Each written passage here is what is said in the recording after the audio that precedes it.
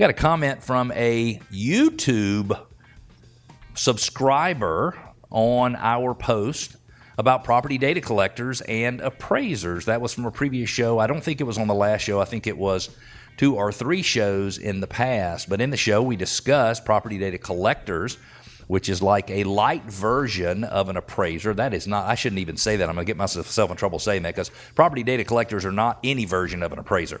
But mortgage companies and appraisal management companies, that's the third party that coordinates the appraisal between the mortgage company and the appraiser, because when we had all of the fraud happening with mortgages leading up to 2008, the federal government put a layer of glass. I'm not sure what you call that, a layer of glass in between the loan originators and the appraisers, and that is the appraisal management company. So lender orders from an appraisal management company orders from the appraiser.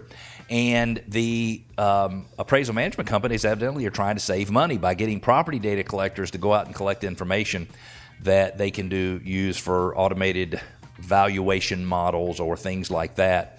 And very interesting, in some cases, we don't get a whole lot of listener or viewer comments on YouTube, but in this case, we got comment after comment after comment after comment after comment. And this one bothered me when I read it.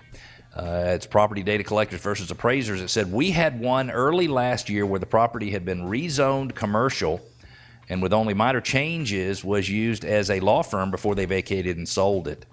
The buyer didn't know much about zoning restrictions, and after the bank couldn't get an appraiser to appraise it as residential, listen to this, they decided to use a data collector instead and an automated value to underwrite the loan.